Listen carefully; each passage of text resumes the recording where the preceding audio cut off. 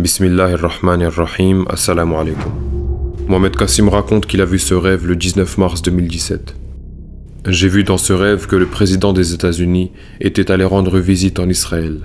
Je me suis dit qu'il devait y avoir une raison pour laquelle le président des États-Unis se rendait en Israël, et que je devais découvrir de quoi il allait s'agir.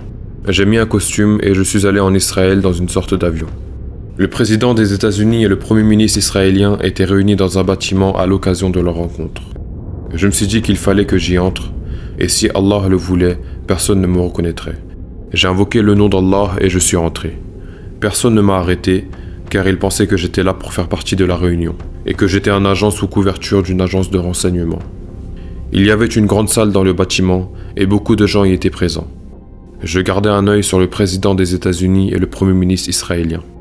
Ensuite, ils sont allés dans le coin de la pièce, dans une sorte de cabine. Je les ai suivis par la même occasion, et ils se sont assis pour commencer à parler. Je me suis dit qu'il fallait que je me rapproche d'eux, sinon je ne pourrais pas les entendre. Jusqu'à présent, personne ne m'avait reconnu, et ils ne me reconnaîtront pas non plus. Ils étaient assis sur leurs chaises, et je me tenais près d'eux comme un agent. Le premier ministre israélien dit alors « J'ai presque terminé le temple secret du Dajjal. Et bientôt, il ne restera plus que le nom de la Palestine, et nous gouvernerons bientôt tout le Moyen-Orient. » En entendant cela, j'ai été surpris de voir qu'ils avaient déjà construit le temple du Dajjal et je n'étais même pas au courant. Je suis sorti de là préoccupé et je me suis dirigé vers la Palestine.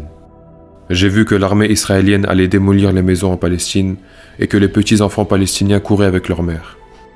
J'étais attristé en voyant cela, me demandant quelle grande épreuve les attendait. Comment allaient-ils survivre et qui les aiderait? Puis j'ai vu qu'ils se dirigeaient tous vers le bâtiment d'où je venais. Je leur ai dit « Pourquoi allez-vous vers ce bâtiment où est planifiée votre destruction ?» Les femmes m'ont répondu « Où devons-nous emmener nos petits-enfants? Nous n'avons pas d'autre choix. Peut-être qu'ils nous tueront, mais laisserons les enfants partir. » J'ai été encore plus attristé en entendant cela. Je leur ai dit que ces gens étaient dangereux et qu'ils avaient un plan pour anéantir tout le monde. Ensuite, je suis monté précipitamment dans mon avion pour chercher le temple du Dajjal. Lorsque je m'approche du temple, j'aperçois un bâtiment de couleur brun qui était déjà terminé. Avant que je puisse faire quoi que ce soit, Dajjal était sorti de son temple. En voyant cela, je me suis dit qu'il était trop tard. Dajjal a commencé à agir aussitôt, et j'ai senti qu'il allait se passer quelque chose, et qu'il fallait que je m'éloigne d'ici. À l'instant où je me tourne, une explosion a lieu et une tempête commença. Le sable et la poussière se sont mis à souffler de partout, et de grands bâtiments ont commencé à être détruits. Les foyers des musulmans ont commencé à être anéantis. Ensuite, j'ai pensé aux enfants que j'ai vus auparavant, et j'ai essayé de les chercher dans la tempête. Mais la tempête était si violente que la lumière du soleil n'atteignait plus la terre. La température est aussi très vite descendue. Puis j'ai aperçu ces mêmes femmes et ces enfants au loin. En les voyant, je me suis dit comment vont-ils survivre sous ce ciel ouvert et cette température si basse. J'ai essayé de les atteindre, mais la tempête de sable était si intense que je n'ai pas pu y parvenir.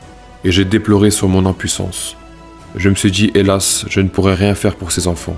Seul Allah peut les aider. Ensuite, cette même tempête de sable a continué à se propager et à semer la destruction partout. Je me suis dit, Kassim, rentrons, car si cette machine s'arrête ici, tu seras piégé. Puis je me suis dirigé vers le Pakistan, et le rêve s'est terminé.